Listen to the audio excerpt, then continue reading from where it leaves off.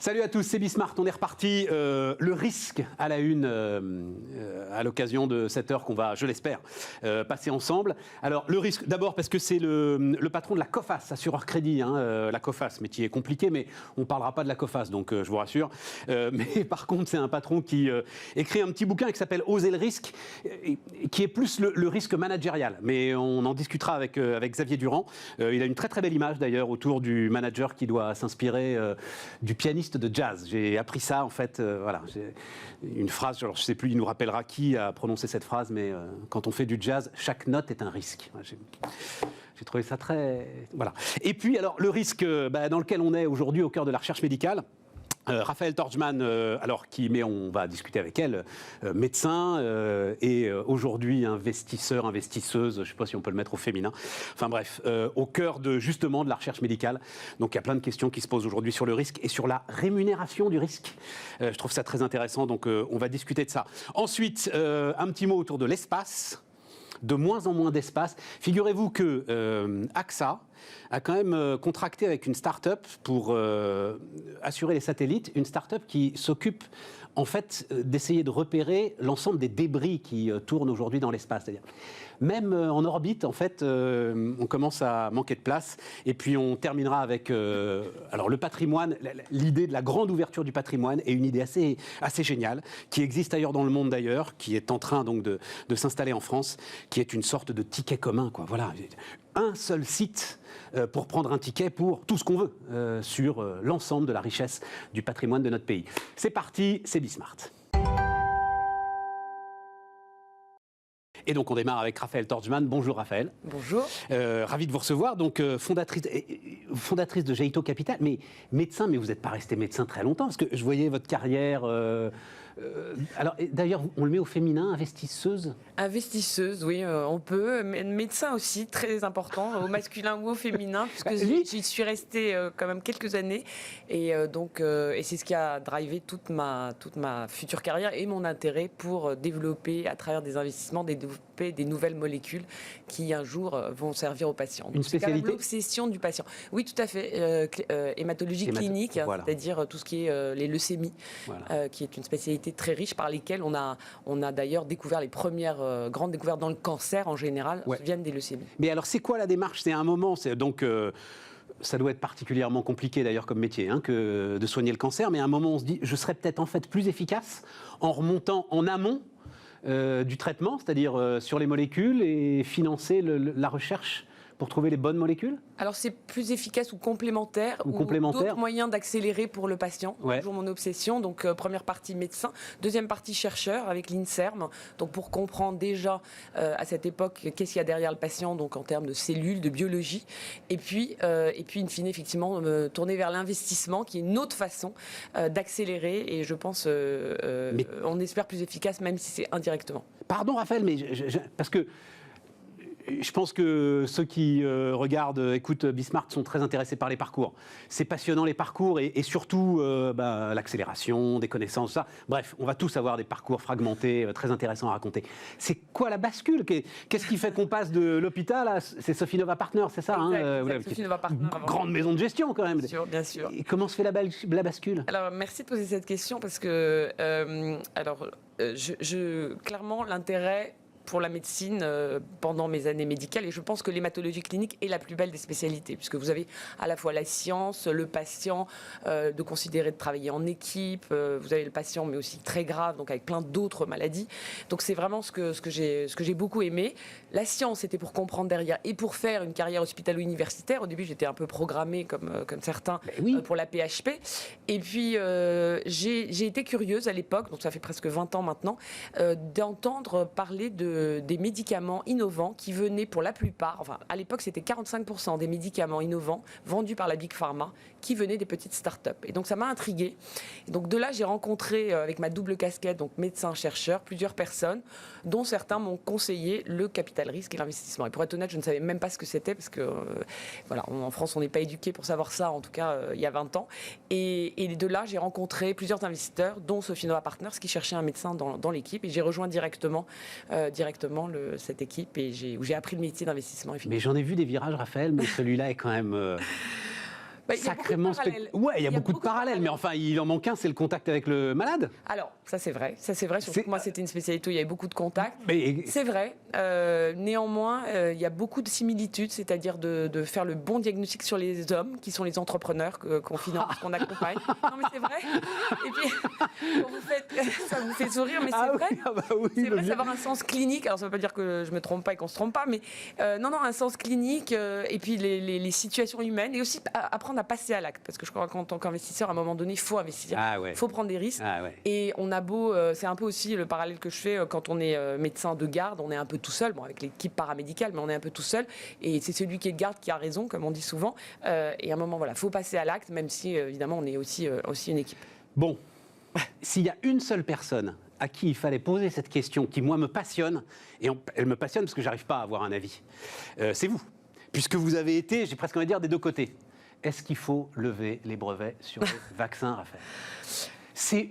Cette question est absolument passionnante. J'entendais ce matin que le président sud-africain, qui sait de quoi il parle d'une apartheid vaccinale, d'un côté. Et d'un autre côté, j'ai Frédéric Bancel, Moderna, qui dit... Si vous voulez que d'autres que nous, parce que ce seront d'autres que nous, soient là pour la prochaine pandémie et vous trouvent un vaccin en 1 an comme nous on l'a fait, alors il ne faut pas lever les brevets parce que plus personne ne se jettera à l'eau. Je pense qu'il y a deux choses. Il y a d'un côté comment marchent les brevets et puis le cas spécifique de ce qui nous arrive en ce moment et d'anticiper les prochaines pandémies ou autres. On aura besoin effectivement d'autres brevets.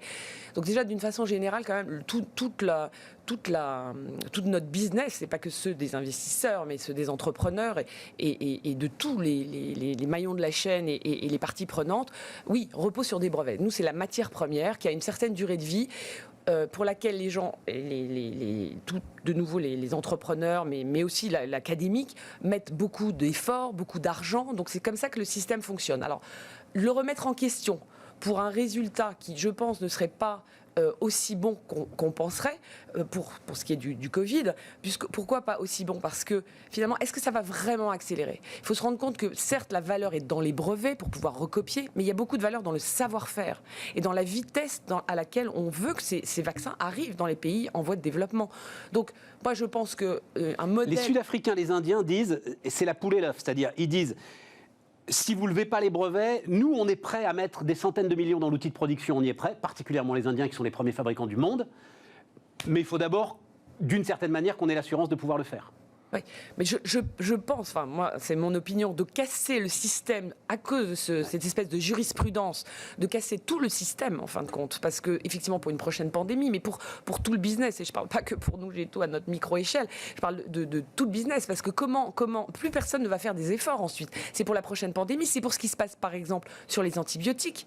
Personne n'investit sur les antibiotiques, puisque sur les germes résistants, enfin les bactéries résistantes. Pourquoi ? Parce que finalement, le business model n'est pas prouvé aujourd'hui. Donc, quand le business model n'est pas prouvé financièrement, les pharma n'y vont pas, les startups n'y vont pas, les gens comme nous n'y allons pas parce qu'on ne voit pas, in fine, le retour sur investissement. Donc, il ne faut pas casser le jouet qui est plus qu'un jouet, qui est quelque chose qui marche et qui est mérité, parce qu'il y a des centaines de millions d'euros parfois investis avant d'arriver. Des milliards. Le mRNA, l'ARN messager, il est arrivé au bout de 20 ans. Donc c'est l'effort de plusieurs personnes. Donc après, effectivement, il y a Moderna, ils disent, je crois que c'est 10 milliards. Ils ont levé 10 milliards pour se lancer, pour démarrer et pour passer des années sans faire le moindre chiffre d'affaires. Et puis, je ne sais pas si vous avez aussi, entre guillemets, les dessous de l'histoire sur les brevets, justement, entre... finalement, c'est Moderna qui a avancé le plus vite sur ces mRNA, qui a eu ses brevets, mais qui n'a pas pris la licence exclusive à l'époque. Et du coup, BioNTech a pris d'une moitié. Donc on peut se dire, oui, tant mieux que ces brevets soient partagés quand on regarde ça, parce que sinon on n'aurait pas autant de vaccins aujourd'hui. Maintenant, de là à lever les brevets comme ça, je pense que c'est dangereux, surtout que c'est pas efficace derrière. Moi, je serais plus pour avoir des Pfizer ou autres qui délivrent du vaccin, même gratuitement. Oui, c'est ça. Que ce soit leur choix d'entreprise, à un moment que de faire des dons. Oui, de faire des dons. Et puis ils peuvent. Je veux dire, je pense que le retour sur investissement, ils l'ont eu largement. Ouais. Donc, Mais alors, Raphaël, en fait, c'est tout le sujet passionnant de votre métier. Et encore une fois, poser la question à un médecin, c'est formidable. C'est le mot business. Accroché, en fait, à la santé, aux médicaments, à sauver des vies, etc. Vous avez connu des patients dans la détresse. Oui.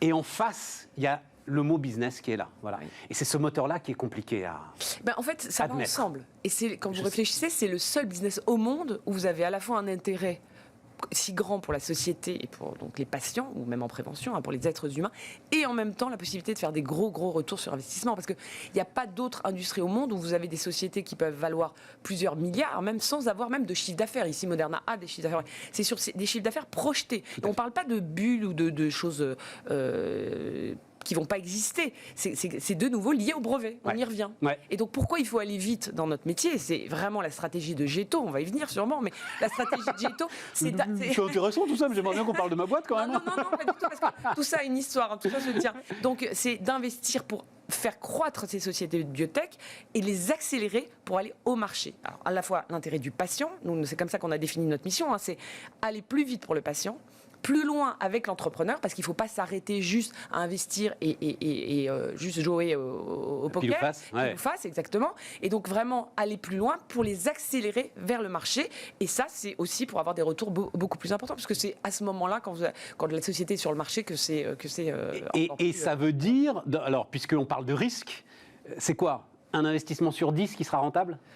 Alors je pense qu'il ne faut plus le voir comme ça, parce que c'était effectivement dans le passé un peu ce côté on flip the coin, là, on retourne la pièce. Voilà, où on achète des tickets de loto. Où on achète des tickets de loto. Et nous, vous vous rendez compte que dans notre spécialité, c'est pas comme ça. Et les gens ont beaucoup l'impression que c'est un peu le risque binaire.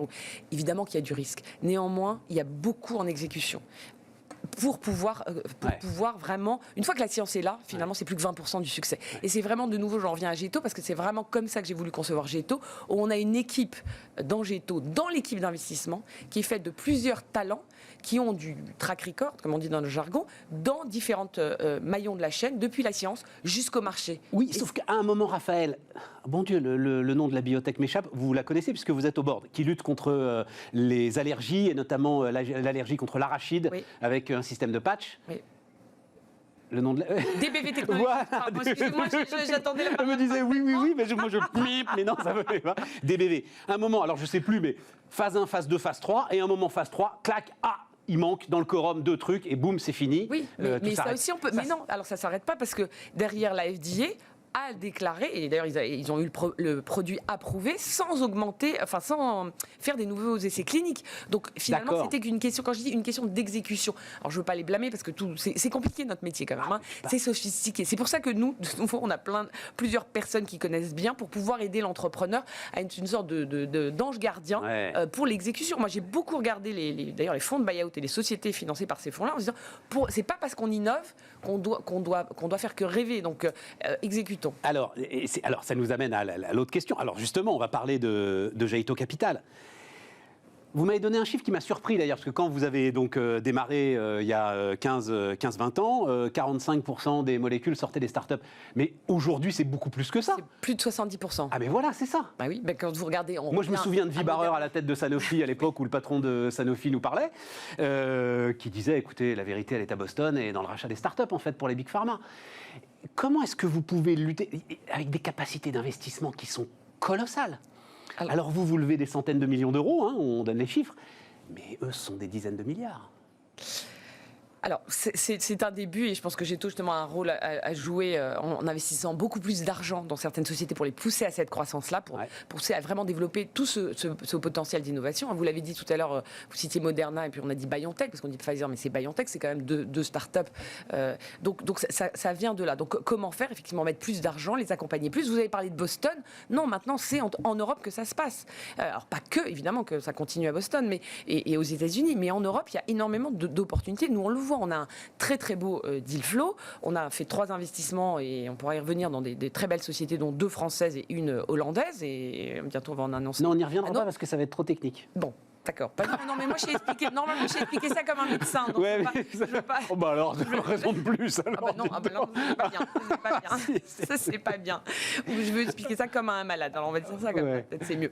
Donc, oui, il faut mettre plus d'argent et c'est pour ça que Géto a une stratégie d'investir non seulement plus d'argent, mais en continuité. C'est-à-dire qu'au lieu d'avoir juste le modèle du early stage, comme on dit, puis later stage, puis crossover, puis hedge fund, nous, on investit tout du long pour permettre vraiment d'accélérer et de pousser à cette continuité qui va faire qu'on va avoir des gros succès et des médicaments qui vont venir de sociétés européennes. Alors certes, pour l'instant, on est encore plus petit, mais alors, un signe d'ailleurs, je me permets de rajouter, c'est qu'on voit des investisseurs américains qui venaient avant plutôt timidement, en suiveur de nos investissements, qui aujourd'hui viennent en lead. Il y en a un récemment, un gros fonds américain dans la biotech, il a déménagé à Paris. Et alors il a déménagé à Paris, c'est important, Raphaël, parce qu'on est tous, franchement, alors, je veux surtout pas jeter la pierre à Sanofi, mais c'est vrai que c'est un petit choc quand même, quand vous vous rendez compte que vous, France, un pays de Pasteur, comme on le dit partout, je crois, et j'ai lu, on n'a même pas, c'est pas qu'on n'a pas d'ARN messager, c'est qu'on n'a même pas la plateforme qui ferait qu'on serait capable de faire notamment le vaccin ARN messager si jamais on avait le brevet pour le faire. On est déclassé ou on n'est pas déclassé? Non, on n'est pas déclassé, on a plein d'autres innovations, mais qui ont été effectivement sous-exploitées. Et je pense qu'il faut voir Sanofi comme plutôt un acteur global, qui certes n'a pas eu les messagers. Sortons de Sanofi, d'une manière, le pipe, la dynamique, voilà. Donc non, c'est justement, c'est pour ça que je dis, la santé c'est global, c'est pour ça que je reprends sur Sanofi pour dire, la santé c'est global, donc l'innovation, vous allez la chercher partout. Donc effectivement, l'ARN messager n'est pas venu de France, mais à côté de ça, il y a d'autres stratégies de vaccins ou dans d'autres domaines où on est très très bon. Et donc, effectivement, là, il ne faut pas rater le coche des prochaines fois. Et ça passe par être ambitieux et la vitesse d'exécution. Je reviens à ça, à l'accélération. Ça, c'est fondamental. C'est pour ça qu'on est jusqu'à présent pas aussi bon, on va le dire de façon positive que les Américains. C'est ça aussi, c'est large. Mais c'est le terme qu'on emploie pour les sources, là, vous savez, quand on met le pied, ça gisque. On peut dire ça, c'est-à-dire il y a du dynamisme, il y a de la recherche. Il y a des scientifiques qui sont de plus en plus avec l'esprit entrepreneur. Il y a vraiment tout ce qu'il faut. La seule chose qu'on n'est pas complètement encore, c'est le marché public, marché public boursier, pardon. Euronext aujourd'hui en biotech qui n'est pas encore là, mais qui commence à se réveiller. Puis il y a plein d'efforts qui sont mis. Aujourd'hui, c'est vrai que le Nasdaq, pour le coup, prend le dessus. Mais sinon, tout le reste, on n'a rien à envier. Et au contraire, de nouveau, je vous dis, les Américains sont en train de venir, les Chinois aussi, bien sûr. Et c'est pour ça qu'il faut qu'il y ait des fonds comme Géto et d'autres d'ailleurs. Alors, il reste 1 minute pour l'un de vos investissements, si vous voulez. L'un des investissements. L'un des trucs qui vous fait vraiment rêver, là. Alors, l'un des trucs qui fait rêver, je vais parler de. Enfin, les trois font rêver. Allez, il faut choisir un. Alors, je vais choisir parce qu'on a fait on a fait 3 investissements d'un coup là en 4 mois après 9 mois de gestation du fonds, puisqu'on a levé le fonds. J'allais dire, c'est comme les enfants, il faut choisir un dans moment. Dans le triplé, c'est le troisième, c'est une femme, CEO, qui donc directrice générale et fondatrice, qui est une spécialiste dans le domaine des maladies rares du squelette, qui sont des maladies terribles génétiques, mais qui font que les enfants ont des déformités, où ils peuvent ne pas respirer, ils peuvent avoir des complications très très graves. Et elle avait fait une première société, donc elle vient de l'INSERM, elle a été aussi 10 ans à Harvard, Elvire Gouze, elle a fait une première société qui a été vendue sur un seul produit à Pfizer pour beaucoup d'argent. Et là, elle refait une autre société, mais cette fois-ci avec un portefeuille potentiel de produits bien plus ambitieux. Et nous, on l'accompagne dans cette ambition. Et donc, InnoScale, avec certes sur des maladies rares, mais avec des services rendus aux malades très, très, très importants. Et en particulier quand on parle d'enfants, évidemment. Quand on se bat contre ça, on sait pourquoi on se lève le matin. Exactement. Donc même si je ne suis plus au contact des patients, je me console comme ça. Ouais, tout à fait. Raphaël Tordjman, donc la fondatrice de Géito Capital, était notre invitée sur Bismart. On repart, les amis. Donc, toujours, alors pour le coup, c'est écrit dessus, comme le port-salut, c'est la thématique autour du risque. Xavier Durand, donc, avec nous, le patron de Coface. Bonjour, Xavier. Bonjour. Le prenez pas mal, je disais en sommaire, on ne va pas parler de Coface. Il y a beaucoup de choses dont on peut parler avec ce livre. Voilà, et on va parler de ce livre, et puis à la limite... Coface, assureur crédit, vous allez avoir une position très très importante dans le financement de la reprise, c'est très clair, mais à la limite, on en reparlera. Parce que là, c'est oser le risque, mais alors, juste un mot là-dessus d'abord. On parlait là du risque santé, du fait qu'on ait raté le vaccin, tout ça. Il y a eu cette phrase là de notre président de la République, les Américains ont davantage rêvé. Ça doit être une leçon, il nous faudra retrouver le goût du risque. Quand on regarde les enjeux qui sont liés à cette question d'investissement, par exemple dans la santé, on voit ce qu'on peut perdre à mettre 100 millions sur la table pour financer une nouvelle technologie de vaccin, mais on ne voit pas ce qu'on perd, et ça on le voit à ne pas le faire. Et donc on voit rétrospectivement que finalement les 100 millions qu'on aurait pu mettre sur la table pour développer une nouvelle technologie, ce sont peut-être pas grand-chose par rapport aux sommes qu'on dépense pour maintenir une économie entière. C'est clair. Donc je crois que c'est ça, la notion d'oser le risque, c'est de dire... prenons une perspective et puis de temps en temps, prendre des risques, c'est en fait moins cher que ne pas en prendre. Je dirais même que si on prend jamais de risques, l'issue risque d'être assez... L'issue est fatale. Voilà, c'est ça. Vivre est un risque. Hein. Je dirais la que vie est un risque. C'est ça, hein. Voilà. c'est ça, le risque, c'est la vie. Le risque, c'est la vie. Alors, oser le risque, mais le management dans un monde incertain. C'est-à-dire, c'est le risque managérial. Moi, ça m'intéresse beaucoup. Ce que vous écrivez dans un petit bouquin, d'ailleurs, je vous rassure, mesdames, messieurs, hein, vous pouvez y aller. C'est écrit petit, mais c'est un petit bouquin. Vous comparez ça à un pianiste de jazz. Racontez-moi un peu l'histoire, là. Chaque note est un risque. C'est-à-dire que moi, j'ai une formation musicale, mais qui a démarré par le classique. Et vous savez, dans un orchestre classique, on essaye de reproduire des conditions parfaites pour exécuter de façon parfaitement prévisible une œuvre qui est préécrite. Et donc la perfection fait partie de la recherche de ce qu'on fait. Voilà, ce qu'on cherche. Voilà. Le jazz, c'est l'inverse. On arrive dans une salle, c'est un peu bruyant, les gens ne savent pas trop à quoi s'attendre, les musiciens ne se connaissent pas trop, on a une idée de ce qu'on va jouer, mais ce n'est pas écrit. Et puis, alors, si on ne prend pas de risque, ça va être parfaitement ennuyeux et les gens vont dire mais qu'est-ce qu'on fout là, ils sont nuls. Et ça n'est intéressant que parce qu'on prend des risques et un peu comme dans tous les arts du spectacle, hein, on se jette dans l'inconnu et puis on va jusqu'à la limite. C'est quasi physique d'ailleurs, hein, quand on voit un pianiste de jazz, c'est quasi physique la façon dont il lance ses mains sur les touches. Ça, et puis vous voyez les gouttes de sueur, parce que c'est un effort intense. Hein, ouais, c'est ça. Parce qu'il faut réfléchir en même temps. Il faut à la fois faire, écouter. Donc c'est un exercice collectif, hein, puisque quelqu'un va s'aventurer sur un chemin, les autres vont essayer de le suivre, jusqu'au moment où on se retrouve un peu trop loin, et là il y a un leader qui ramène tout le monde sur une base confortable pour redémarrer, quoi. Alors, comment est-ce qu'on traduit ça dans l'entreprise? Il faut une forme d'harmonie. Alors, non. Qu'est-ce qui crée l'harmonie, en fait? C'est quoi? C'est une culture commune? C'est une culture. Vous voyez, moi, je défends dans le livre que finalement, vous regardez, des siècles sont passés, l'humanité est toujours en train de se battre avec les mêmes démons, c'est-à-dire les guerres de religion, les pandémies, les crises financières. Alors on sait que ça existe, on sait qu'il va y en avoir, on ne sait jamais les prévoir. Donc on est finalement assez démunis quand il s'agit de dire cette crise du Covid, quand est-ce qu'elle va arriver? À quoi elle va ressembler, par où elle va démarrer, comment ça va se passer, est-ce qu'on aura des outils pour y faire face? Et on n'a aucune de ces réponses, précisément. Donc par rapport à cette je dirais, impossibilité à prévoir, on sait qu'on a des tas de compétences, et la question c'est est-ce qu'on peut les mettre à contribution au bon moment, quand ça sera nécessaire, de façon coordonnée, de façon efficace, pour faire face à ce qui se présentera, ce qui adviendra. Le fameux signe noir. Voilà, et ça c'est la culture. C'est-à-dire que finalement, je défends dans ce livre que les entreprises doivent apprendre à improviser, apprendre à se faire confiance. Vous dites une affaire de culture et d'improvisation maîtrisée. C'est ça. C'est ça.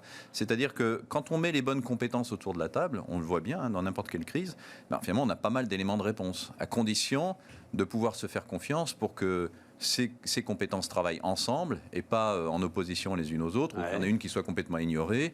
Et donc il faut avoir cette culture, si vous voulez, de collaboration, d'innovation. Et c'est ça qu'il est... Alors, je dis, on ne parlera pas de COFAS, obligé quand même, vous êtes assureur. On est assureur. Donc, en fait, alors c'est quoi le métier d'un assureur? C'est de maîtriser le risque ou d'envisager le risque, de connaître le risque, de comprendre le risque? On ne peut pas assurer un risque qu'on ne comprend pas. Et nous, notre métier d'abord et avant tout, c'est de le comprendre mieux que d'autres.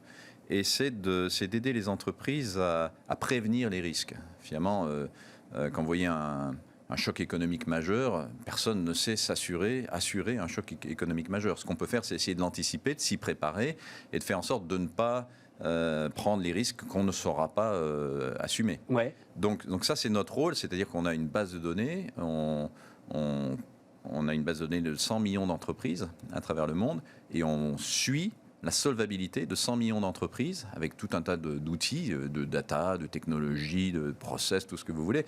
Et la question pour nous, c'est d'arriver à détecter là-dedans ce qui va fonctionner et ce qui ne va pas fonctionner mieux que d'autres. Ouais. Donc c'est une vraie analyse des risques. Après, pour montrer que justement, ce n'est pas juste du savoir, mais qu'on est prêt à prendre des engagements financiers là-dessus, on assure au cas où on se trompe. Alors, vous dites, c'est la fin des process et des stratégies. Vous racontez d'ailleurs une entreprise processée dont j'ai l'impression qu'elle a quand même disparu absolument partout depuis 10 ans. C'est fini, en fait, les entreprises managées du haut en bas, avec reporting, PowerPoint. Il en reste beaucoup. Surtout dans les grands groupes. Je crois que, si vous voulez, Ce que j'oppose, ce sont des outils face à ces risques qu'on ne sait pas prévoir. Finalement, on a inventé des outils pour essayer de se défendre. Et ces outils, c'est process, c'est contrôle, c'est conformité, c'est outils de prédictif, hein, c'est intelligence artificielle appliquée au passé. Mais tout ça, ça consiste finalement, si vous voulez, à avoir des rétroviseurs de plus en plus aiguisés qui vous disent encore mieux qu'avant ce qui a bien pu se passer. Mais si vous essayez de rentrer chez vous en regardant dans le rétroviseur, aussi bon soit-il, je pense que ça va mal se passer. C'est une bonne image, ça. Oui, mais alors, et donc, non, mais je pensais pendant que vous parliez, je pensais à cette phrase formidable de, celui qui est devenu célèbre, James Mattis, comme ministre de la Défense pendant peu de temps de Donald Trump, et qui avait dit, quand il commandait les forces américaines en Afghanistan, le PowerPoint est le premier ennemi de l'armée des États-Unis d'Amérique. Parce que, alors il parlait de la guerre afghane, mais je pense qu'on pourrait parler de la même façon du risque, enfin de la façon dont le monde aujourd'hui et des menaces qui peuvent peser sur une organisation. Ça rentre pas dans un PowerPoint. Ça rentre pas dans des cases, c'est pas possible. Je fais un peu cette analogie-là. Quand vous prenez la guerre moderne, ce sont des équipes qu'on envoie dans des zones urbaines et qui doivent prendre des décisions de façon instantanée, parce qu'elles ne savent pas à quoi elles vont être confrontées. C'est un peu pareil dans l'économie. En ce qui concerne COFA, si vous voulez, on est dans une centaine de pays. Donc on a des équipes dans chaque pays qui doivent faire face chacune aux circonstances, aussi bien sanitaires qu'économiques, que politiques, que financières, enfin tout ce qui peut se passer. Et donc si on veut vraiment être réactif, il faut être capable de décentraliser la décision. Et puis il faut être capable de faire en sorte que les décisions que prendront les entités, chacune pour elles-mêmes, ne menacent pas l'ensemble. Donc il faut une grosse coordination, surtout que nous on travaille avec des multinationales, hein, souvent, qui sont présentes dans tous ces pays. Donc il faut une grosse coordination entre des équipes qui ont un bon niveau d'autonomie. Et c'est ça. Et de confiance. Comment est-ce qu'on fait pour stimuler l'art de l'improvisation ? Je crois qu'il faut... Vous savez, l'apprentissage, c'est la clé. Hein, par rapport... c'est prendre des risques, voir jusqu'où on peut aller, et puis à un moment donné, revenir en arrière. Et donc, il faut être capable d'encourager à la prise de risque, la contrôler, la faire dans un univers qui soit tel que si ça se passe mal, ça ne menace pas l'ensemble. C'est un peu comme un enfant qui apprend à marcher. C'est quand même formidable de savoir marcher. Un enfant qui apprend à marcher, il est entouré, enfin j'espère pour lui, il est entouré de ses parents qui le rattrapent si jamais il y a ses parents qui le rattrapent au début, mais il le laisse quand même prendre un peu de risque, sinon il n'apprendra jamais rien. Certes. Et donc, si vous voulez, dans une entreprise, le but c'est en permanence, c'est d'avoir cette recherche en permanence de où se trouve la limite, où se trouve la frontière, et d'aller pousser le risque un peu plus loin, parce que c'est en faisant ça qu'on invente des choses nouvelles et qu'on crée de la valeur. Donc, accepter le risque, c'est accepter l'échec. Je crois que, non, accepter de prendre des risques... Il faut que vous acceptiez que ceux qui prennent des risques se plantent, de temps en temps. C'est ça que je veux dire. Absolument. C'est-à-dire qu'il faut accepter qu'ils puissent se tromper, il faut s'assurer qu'ils apprennent de leurs erreurs et de leurs échecs, parce que ça c'est très important. Hein. L'apprentissage par l'échec, c'est de dire je me suis trompé, mais finalement j'ai compris ce qu'il ne fallait pas faire, et donc la fois d'après, je vais faire mieux. Et donc c'est ça, c'est se tromper... ne pas réussir et apprendre pour la fois d'après. Développer une culture managériale qui accepte l'échec, c'est l'enjeu. Oui, mais c'est un sacré défi. Et est-ce que, alors vous qui avez une vision d'ailleurs internationale des choses, est-ce qu'il y a quelque chose, vous savez, autour de ce terme de vieille Europe ? Est-ce que là-dessus, alors la France, mais peut-être aussi ceux qui nous entourent, finalement, on accepte aujourd'hui moins le risque, l'échec que ne peuvent le faire les Américains, qui nous ont encore donné des leçons là, sur l'ensemble de cette... Mais c'est historique, parce que les gens qui sont partis créer les États-Unis sont des gens qui prennent des risques. Certes, mais c'était il y a plus de 2 siècles. Mais c'était incroyablement risqué. Ils n'avaient rien à perdre. Alors, ils n'avaient rien à perdre. C'est une notion importante du risque, ça. Il n'y a pas vraiment de risque si vous n'avez rien à perdre. C'est toute la question, c'est qu'on a beaucoup à perdre aujourd'hui dans notre société. Donc, on est plus focalisé sur ne pas perdre que sur gagner.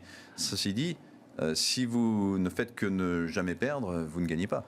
Et le monde change, donc on est obligé de prendre des risques. Un dernier mot, aujourd'hui, des chaînes de risques, en fait, s'installent. Enfin, quand je discute avec des directeurs des risques, que je fais assez régulièrement, et j'en suis absolument ravi, aujourd'hui, ils ont quand même, ils le disent plus sans doute qu'avant le Covid, la notion de chaîne de risque domino, de choses comme ça, qui sont encore plus complexes aujourd'hui à maîtriser.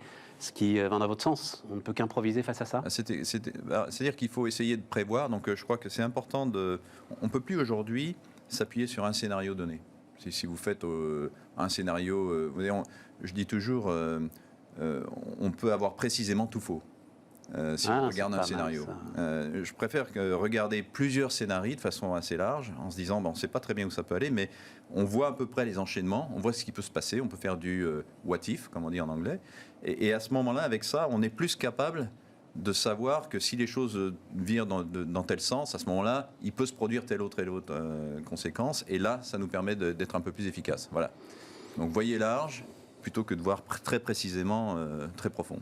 On peut avoir précisément tout faux. On peut avoir précisément tout faux. On peut avoir précisément tout faux. Xavier Durand était notre invité sur Bismart.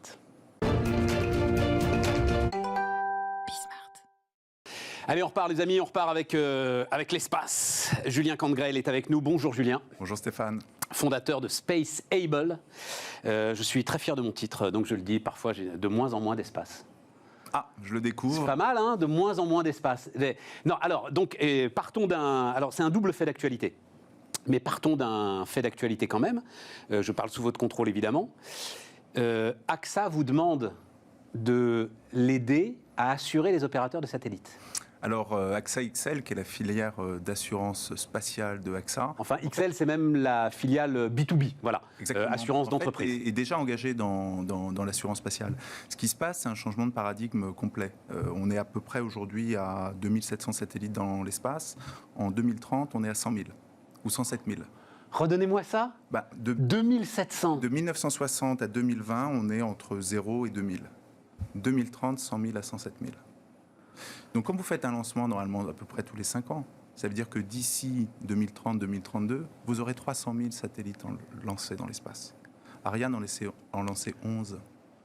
Attends, Julien, je comprends rien à tes chiffres. En 2030, donc on parle de ce qu'on appelle l'orbite basse, hein, j'ai découvert ça, on est entre... L'orbite basse, c'est entre 300 km et 1200 et 2000 km. Techniquement, l'ISS est à 400 km. Voilà, c'est ça. Et la masse des choses importantes, elle est entre 500 km et à peu près 1200 km. Et donc là, il y aura 100 000 ou 300 000 satellites? J'ai parlé de lancer. Donc il y aura 100 000 satellites, mais comme vous les relancez en général tous les 5 ans, qui est normalement la durée, ça veut dire qu'il va y avoir 300 000 satellites lancés en à peu près 12-13 ans. Et il y aura en 2030 100 000 satellites orbitant autour de la Terre. Et combien en état de marche et combien 100 000 opérationnels. Opérationnels, voilà. Et les autres seront des boîtes de conserve. Alors certains seront en orbite parking et puis d'autres vont progressivement retomber dans l'atmosphère. Orbite parking, c'est quoi? C'est qu'on peut envoyer le satellite un peu plus haut au moment où il va... Exactement. Là, et puis il y a un moment où il est en fin de vie, s'il est assez haut, il va rester là-haut. Mais l'idée, c'est progressivement de les faire tomber vers 300 km et ensuite qu'ils se crachent dans un endroit qui est dans l'océan Pacifique, pour les quelques restes, qui est une sorte de cimetière des... Mais c'est pas possible, on ne veut plus faire ça. Mais oui, mais on veut plus Si vous me dites qu'il y en a... Parce que quand il y en avait quelques-uns, on peut comprendre que la NASA les fasse tomber dans la mer. Mais s'il y en a 100 000, 200 000, enfin, ça va devenir pire que le plastique. Mais surtout que... Et donc, c'est la question de l'environnement spatial qui se pose. En fait, vous le dites parfaitement. C'est-à-dire que dans les années 60, on a fait si vous voulez, des exploits. On lançait quelques astronautes sur la Lune, les États faisaient ça. Avec Elon Musk, notamment à partir de 2000, voilà. On a vraiment travaillé sur le prix. Donc, on a fait non seulement des exploits, mais des choses beaucoup moins chères. Et à force de faire des lancements moins chers, des propulsions moins chères, des satellites moins chers, des communications moins chères, des antennes moins chères, aujourd'hui on peut faire des constellations moins chères, et donc vous avez un problème de congestion dans l'espace. Et la nouvelle question de l'espace, c'est ça, et c'est ça qu'on organise avec AXA XL. C'est un changement de paradigme complet, et très en avance de phase. En fait, ils se disent, voilà, comment est-ce qu'on va arriver à rendre l'espace assurable ? Mais alors, parce qu'on n'a pas dit ce que faisait Spaceable. Qu'est-ce que vous faites, vous, concrètement, dans cet environnement que vous décrivez? L'orbite basse, c'est-à-dire qu'on veut tout simplement, c'est très simple, savoir à tout moment où est votre satellite, quel est son environnement solaire et quel est son risque. Est-ce qu'il y a d'autres satellites ou est-ce qu'il y a des débris? C'est tout ce qu'on veut faire. Et notre proposition, c'est de se dire, c'est tellement important l'espace qu'on ne peut plus être négligent. Et on dit aujourd'hui, quand on envoie un satellite dans l'espace, on ne peut plus l'envoyer comme ça. On doit l'envoyer avec ce sorte de GPS très, très, très amélioré. Et pour certains, donc on fait une plateforme de data spatiale qui va fournir toutes ces datas critiques sur où vous êtes, votre environnement et le risque qui est autour de vous. Ça, c'est la première chose. C'est une plateforme de données spatiales. Mais alors, juste une sorte sur de GPS spatial. Ouais, mais sur ces données spatiales, Julien, ce qu'on voit dans les films, où tout à coup les gars là, ils sont en sortie, et puis il y a un boulon qui passe à quelle vitesse d'ailleurs 27 000 km/h, la vitesse en orbite. Mais ça, c'est pas dans les films. C'était il y a 10 jours. Ça, c'est une réalité. Ça. Quand Thomas Pesquet est allé dans le Dragon de SpaceX pour se docker dans l'ISS, en fait, ce qu'on ne sait pas, c'est qu'au bout de 24 heures, il est arrivé près de la station. Et là, en fait, il y a eu un risque. Et donc, on a dit ce qu'on appelle un close call. Il y avait un 2-3 risque boulons très qui se sérieux, baladaient dans le coin, quoi. Un débris. Vous devez rentrer dans le vaisseau, vous mettre en combinaison et rentrer dans le vaisseau. Et on a appris le lendemain qu'en fait, c'était une fausse alerte. Donc, sur une mission aussi fondamentale que celle-ci, notre astronaute, Oui, allant sur l'ISS, on en a qu'un, précisé aux quatre coins de la Terre, on a ce risque et on l'apprend le lendemain. Nous, tout ce qu'on veut, en fait, c'est que ce genre d'information, on le sache précisément et on avance de phase. Mais vous êtes vous serez ou vous êtes en capacité de cartographier justement ces boulons, ces espèces de bras de titane qui se fonctionnalité. Parce que on est dans l'infiniment grand et ça veut dire que c'est dans l'infiniment petit qui se déplace, comme vous le dites, à 27 000 km/h. Alors, il faut bien regarder les masses. De quel espace on parle? C'est 300 trilliards de kilomètres cubes. Cet espace entre de 40 000 km. Mais oui, ce qui me fait penser qu'il y a de la place. Mais j'allais finir avec ça. Allez-y. C'est donc 10 000 fois l'atmosphère autour de la Terre. Ça veut dire qu'on ne va pas le faire tout seul. Ça veut dire que personne ne va avoir la solution pour tout le monde. Ce qu'on dit, nous, c'est que collectivement, aujourd'hui, après avoir envoyé tant de choses dans l'espace, parce que l'espace devient une zone tout à fait critique pour la Terre, pour le GPS, pour l'Internet, pour l'observation, il faut que collectivement, on arrive à assurer un niveau de fiabilité infiniment plus grand dans l'espace proche. Ouais. Et ce que fait Spaceable, c'est fournir notamment des données de météo spatiale et une capacité par une plateforme de data spatiale d'avoir encore une fois de la position, des éléments de météo et une compréhension de là où sont les débris pour que chacun puisse être sûr. Attends, c'est quoi la météo spatiale? Eh bien, en fait, le Soleil envoie un certain nombre de particules et ça influe considérablement sur vos satellites. C'est quoi la grande problématique des satellites? C'est qu'avant, ça valait 1 milliard et c'était en orbite haute. Et donc, on mettait 10 ans à les produire et c'était très orbite protégé. haute, c'est 36 000 km, c'est ça à peu près, voilà, c'est les géostationnaires là. Voilà. Aujourd'hui, un satellite, en gros, c'est 3-4 millions pour le fabriquer, un petit satellite. Elon Musk nous a dit demain, je ne vois pas pourquoi ça coûterait plus cher qu'une voiture. Donc ça vaudra 100 000 $. Et donc, c'est beaucoup plus sensible, parce que c'est beaucoup plus fragile, avec beaucoup moins de capteurs, au Soleil. Et dans les constellations, ce qui est important, c'est que vous n'avez pas simplement un satellite, vous en avez 40 000. C'est ça. Je voulais vérifier ce chiffre avec vous. Elon Musk, c'est 45 000 satellites. Oui, 40 000, alors il y a différents niveaux. Et donc, ça veut dire quand il y a un problème... Mais à quoi ça sert, 45 000 satellites? En fait, quand vous êtes en géostationnaire, vous êtes très haut et donc vous regardez de façon géostationnaire, vous ne bougez pas un point sur la planète. Ouais. Plus vous descendez, plus en fait vous avez une myriade de satellites qui tournent autour de la Terre. Et plus vous descendez bas, pour avoir une couverture en permanence, plus vous devez multiplier le nombre de satellites. Donc 3500 à 2 000 quand même. Eh oui.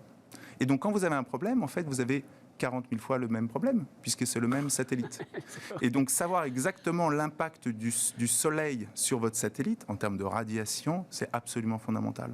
Un autre point important, ce qu'on appelle le drag, c'est l'espèce de vent solaire qui fait dévier vos trajectoires. Et ça, aujourd'hui, on n'avait pas besoin de l'analyser, parce que les satellites étaient là-haut, qui valaient 1 milliard. Aujourd'hui, ils sont tous là. Et on ne connaît pas cette information. L'industrie... Et il peut être pris dans ce que vous appelez le drag, exactement, comme un bateau dans un courant marin. Exactement. Et pour l'instant, ce qu'a fait l'industrie depuis 2007 jusqu'à 2020, c'est essayer de comprendre les débris. Donc il y en a à peu près 200 millions, il y en a 500 000 problématiques, et il y en a 20 000 qu'on cartographiait. C'est-à-dire qu'en 12-13 ans de travail, l'industrie notamment américaine s'est posé la question des débris, et au bout de 12 ans, on est simplement capable de cartographier 5-6% des débris. Ouais. Certains disent « oh, nous on fait 12 ouais. ». Mais c'est rien du tout. Ouais. Il faudrait être beaucoup plus précis et puis savoir les éléments de météo, les éléments de positionnement. Et donc ce qu'on a besoin de faire collectivement, c'est vraiment un breakthrough, comme ils disent aux États-Unis, c'est une avancée considérable en termes de technologie et de capacité opérationnelle pour régler ça. J'ai vu des projets de vaisseaux spatials qui ramasseraient les débris, de grands filets. Alors nous d'ailleurs on a un deuxième projet qui est lié à ça, c'est qu'on a pour les constellations notamment, un satellite inspecteur de l'orbite basse Alors, j'allais y venir. en constellation qui va permettre de regarder extrêmement précisément l'état du satellite. C'est-à-dire qu'au début, avec la plateforme, on vous dit où vous êtes et votre environnement. Et pour certains acteurs, les constellations, on pense que le risque est tellement fort qu'il faut être capable vraiment de voir en état. Et ça veut dire plusieurs choses. Vous avez un accident. Qui a causé l'accident ? Vous avez une sous-performance. Mais attendez, d'abord, vous ne l'avez pas encore envoyé, votre satellite. En 2023. En 2023. Et donc, lui, il va se battre. Vous irez l'envoyer là où votre client vous demande Exactement. une inspection. L'idée, c'est qu'une constellation, en fait, achète un service. Et c'est la capacité à avoir ce service de surveillance pour être super fiable. Ce n'est pas des choses théoriques. Qu'est-ce qui s'est passé en mars ? Un satellite, c'est NOAA 17, qui était décommissionné en 2013, qui avait probablement pas trop de fuel, probablement plus de batterie. En fait, c'est cassé en 16 morceaux. Orbite polaire, et donc il est dans une orbite géosynchrone extrêmement importante, notamment pour des satellites comme l'EOSat, et on ne sait pas où il est, on ne sait pas la cause de ça. Et en fait, ça, Pourquoi il s'est cassé en 16 morceaux, on ne sait pas. On ne sait pas. Il a percuté quelque chose, on ne sait pas. On ne sait pas. Et la raison, cette chose s'est repassée, c'était déjà passé en 2016. Il y a 2 satellites de l'Air Force qui se sont pareil cassés en morceaux en 2015-2016. Donc en fait, les accidents sont fréquents. Et c'est très important pour demain de savoir exactement qu'est-ce qu'il s'est passé. Julien, ton satellite inspecteur, tout ça sera automatisé, totalement automatisé, où tu penses, comme par exemple le patron du Starbust Accelerator, qu'il y aura dans 10-15 ans, peut-être 10 000 personnes qui bosseront dans l'espace autour de l'ensemble de cet écosystème que tu viens de décrire. J'ai tendance à penser que l'espace doit rester assez pur. Donc je suis plongeur et je trouve que la mer doit rester pure et l'espace doit rester pur. Donc je pense qu'il y a des infrastructures tout à fait critiques, en particulier des constellations pour l'Internet et pour l'observation de la Terre. Et il y a certaines choses militaires qui seront présentes. Je ne vois pas à titre personnel beaucoup d'humains là-dedans. Mais François Chopard, que je connais, a ses idées, on peut les admettre. Je vois cet espace d'autonomie, d'automatisation et d'ultra haute précision. Parce qu'en même temps, redonne-moi cette superficie que tu m'as donnée là, ou plutôt ce volume. 300 trilliards de kilomètres cubes. 10 000 fois l'atmosphère terrestre. Et on a la place d'en envoyer 1 milliard des satellites si on veut. C'est-à-dire, non, parce que les satellites, certaines zones sont plus intéressantes que d'autres. Donc le LEO, pourquoi c'est intéressant ? Parce qu'en fait, c'est assez bas par rapport à la Terre, et donc l'information passe très vite. Et donc en fait, la zone entre 530 et 600 km, elle est extrêmement importante.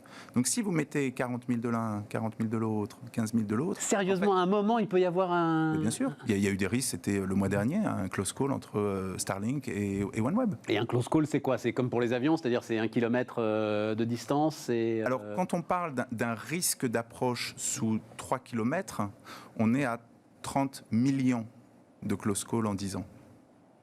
On avait à peu près 100 et encore une fois, il faut se rappeler la vitesse à laquelle ça va. Donc 3 km, donc ce n'est pas possible. Absolument. Et donc, quand vous avez un risque en permanence, même d'1%, mais que vous faites du 27 000 km/h tous les jours, toute la semaine, tous les mois, toute l'année, pendant 5 ans, en fait, même un risque d'un millième, c'est un risque absolument colossal. Donc, collectivement, on se dit, bon, on souhaite envoyer des infrastructures autour de la Terre, très bien, certaines personnes le font, Elon Musk, Bezos, ça se fera. Sachant ça collectivement, on doit absolument fiabiliser ça. Et nous, l'idée, c'est 2 instruments complètement nouveaux, cette plateforme de données spatiales et cet orbiteur, qui apportent une solution là-dessus. Et qui vont, et je boucle juste sur ton point, naturellement aider d'autres services comme la désorbitation. C'est-à-dire que quand vous voulez désorbiter un débris, ce qui est atrocement compliqué, au début, c'est très intéressant d'avoir un appareil qui va autour et qui vous dit, il est dans tel état, peut-être regarde là-dessus ou cette face-là. Et donc, notre satellite inspecteur, en fait, il a une pluralité de fonctions. Et juste pour finir, il n'y a pas aujourd'hui d'autorité. Enfin, Elon Musk, il envoie ses 45 000 satellites, il n'a rien à demander à personne. Ah, si. Si. Alors, l'espace, c'est historiquement... 1 minute 30. Alors, l'espace, historiquement, c'est réglé par des traités. Là, ce qui se passe, comme souvent le font les Américains, on envoie des technologies et on fait des règles de bonne conduite. Et donc, SpaceX, c'est une société américaine, donc ils sont soumis aux règles américaine, définie par la FCC et qui a établi un certain nombre de critères. Et donc l'idée, c'est de favoriser ces règles de bonne conduite, mais surtout d'être capable de les monitorer.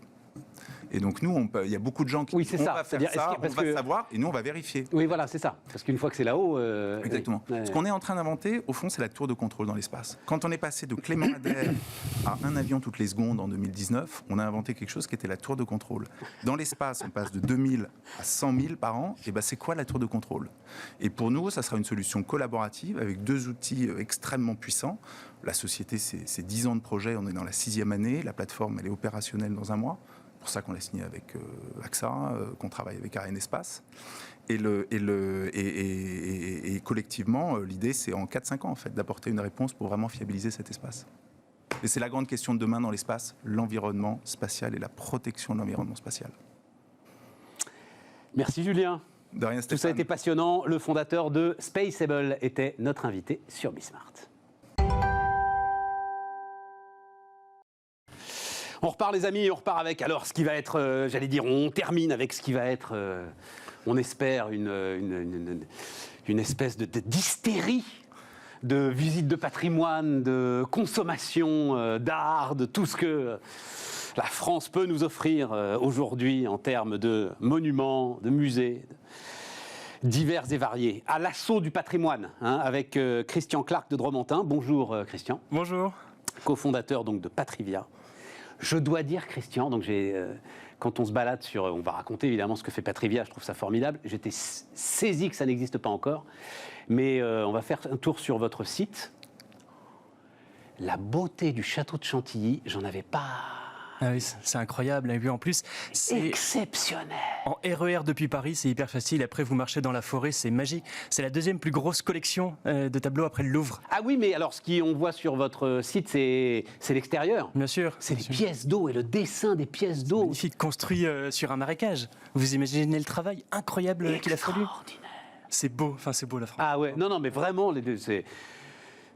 Et alors, vous donnez un autre, parce que j'ai été regarder un autre que je ne connaissais pas. Alors, celui-là, je crois qu'il est du 15e siècle à Quimper. La résidence, je ne dis pas de bêtises, des évêques de Quimper, c'est ça? Château de Lanniron. Magnifique. Qui Mais- donne, L'inverse, en fait, de Chantilly, c'est-à-dire quelque chose de très discret. absolument. Qui donne sur une rivière magnifique avec une orangerie incroyable. Des jardins sublimes, c'est fleuri comme nulle part. C'est vraiment un havre de paix et ça, c'est en plein Quimper et c'est incroyable. Bon alors, le sujet, c'est le ticket unique.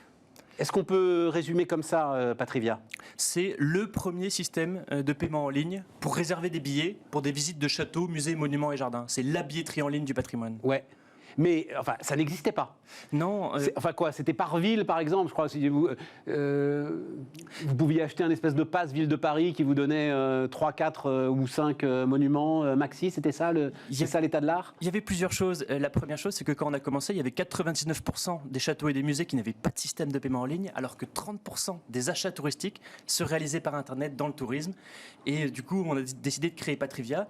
Et la deuxième chose, c'est qu'il y avait des abonnements par ville, parfois par département, par Ouais, région. voilà, c'est ça. Et nous, du coup, on a décidé de créer le Pass Patrimoine, qui est le Ah, il est arrivé avec son passe patrimoine, dites donc. premier abonnement. en ligne. Magnifique. Donnez-moi le passe patrimoine. Oui, mais c'est en ligne là. J'ai un petit ticket parce qu'on est rassuré par un petit ticket, mais Ah non, vous pouvez le recevoir soit en ligne, soit par la poste, si vous voulez l'offrir. c'est quel château ça? Villandry. Villandry. C'est où Villandry? C'est en Centre-Val-de-Loire. Vous avez vu ces jardins magnifiques? Ah, mais de toute façon, le Val-de-Loire, c'est. C'est fou parce qu'on a, on a un peu plus de 60 châteaux dans le Val-de-Loire et la plupart des personnes en connaissent seulement entre 5 et 10, Ben oui, bien sûr, c'est normal. Et vous connaissez les 60? naturellement. Vous avez visité les 60. Alors attends. Et Christian, il y a deux choses.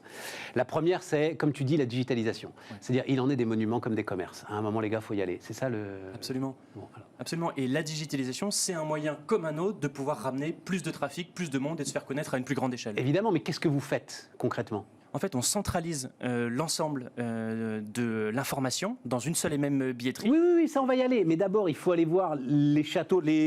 Combien de châteaux du Val-de-Loire? 500, en tout, on a 550 monuments. Oui, mais ceux-là, là, les 60 et les plumettes, il faut aller les voir les uns après les autres. Tout à fait. En disant, vous avez un site internet, vous avez un moyen de paiement, vous avez etc. Le gars, non. Voilà, Et là, qu'est-ce que vous Et faites? vous pouvez venir sur Patrivia et si vous avez déjà un système de paiement en ligne, eh ben c'est pas un problème parce qu'on peut agir en tant qu'apporteur d'affaires. C'est ça. Et notamment auprès des comités d'entreprise et des entreprises de manière globale. Mais vous les aidez à se digitaliser, ceux qui ne sont pas digitalisés? Absolument. Si vous voulez, on a fait... Vous avez un kit de mise à niveau, voilà. On je veux a dire. créé un guide des bonnes pratiques qui fait un peu plus d'une 40aine de pages pour leur expliquer tout ce qui fonctionne avec le retour d'expérience de ces 500 monuments et plus, notamment sur les réseaux sociaux, de quelle manière est-ce qu'on peut marketer son château. Par exemple, Chambord, François Ier, Chenonceau, le château aux dames, le château aux jeux, etc. etc. Raconter des histoires. Hein. Raconter des histoires et événementialiser les visites. Et puis après, de quelle manière est-ce qu'ils peuvent se faire connaître, notamment sur Internet, quels sont les événements qui fonctionnent, et après, les mettre en relation avec notre carnet d'adresses de start-up pour qu'ils puissent se développer sur des thématiques que nous, on ne maîtrise pas. Quand c'est pas bien faire, on les recommande vers des gens qui savent bien faire. Attendez, alors exemple de ces startups, carnet d'adresses de startup, exemple de startup. Il y en a plein. Par exemple, vous avez Ask Mona, qui est un chatbot digital pour les musées notamment et pour les monuments de manière globale. Vous avez Ask Mona. Ask Mona, absolument. Mona Lisa, évidemment. Absolument. Wow. Je pense que ça vient de là. Ask Vous avez, Mona. Guest Views, qui est un livre d'or numérique à la sortie des châteaux et des monuments. Et vous avez par exemple Histovery, qui vous permet de visiter les châteaux et à travers une tablette pour vous reproduire quels étaient les meubles, les menus et autres. Ouais, ça, En fait, c'est de quelle manière on peut mettre le digital au service du patrimoine. Et tous les dispositifs de réalité augmentée, effectivement, Absolument. qui vous replongent, pour certains d'entre eux, dans la période pendant laquelle le château était habité et au fait de sa puissance. Il faut, j'imagine, que ce soit en anglais, tout ça. Enfin, en anglais, en allemand, en chinois, en japonais. Alors, pour l'instant, nous, le site est traduit en anglais et en français. Non, mais encore, je parle à la limite de vos clients, des monuments. Parce que c'est ça aussi qui m'intéresse à travers vous.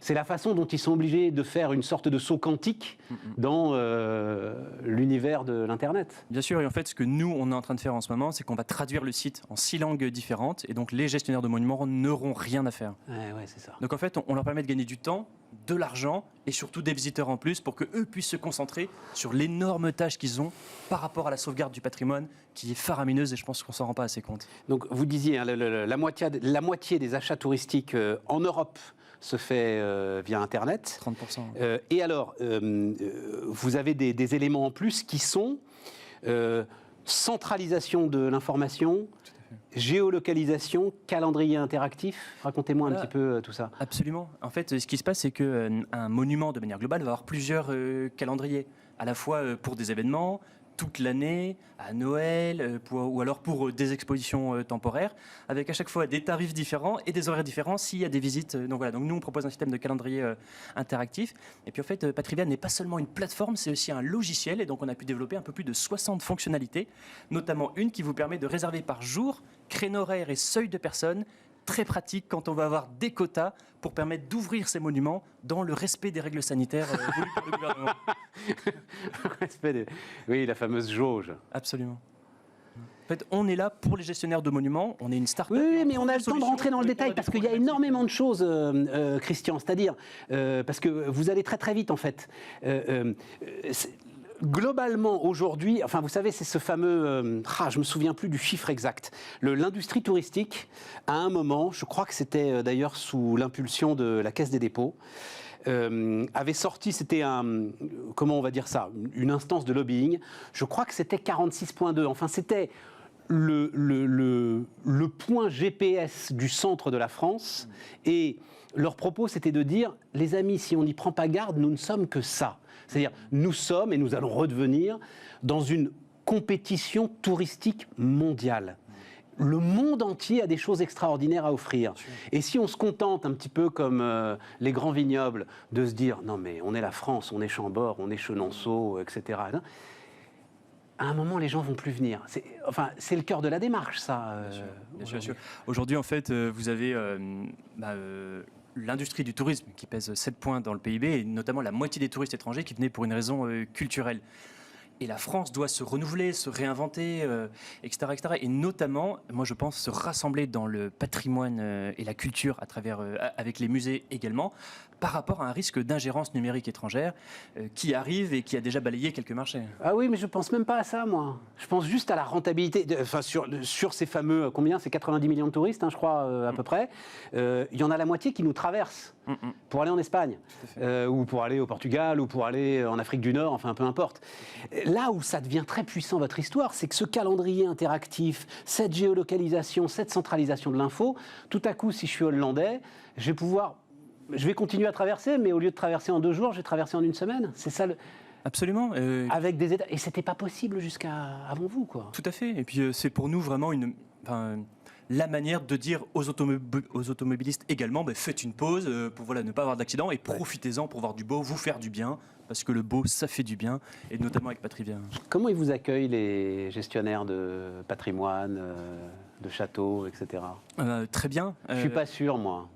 Ça Je suis dépend pas de- sûr parce que je vois bien le gars se dire ouais mais vous allez faire la promo du type d'à côté, etc. Enfin, je vois bien je vois dans votre sourire que je suis pas loin de taper juste. Il y a plusieurs types de gestionnaires de monuments. Déjà, nous, on travaille avec des mairies, des départements, des régions, l'État, des entreprises et des particuliers qui ont tous un fonctionnement différent.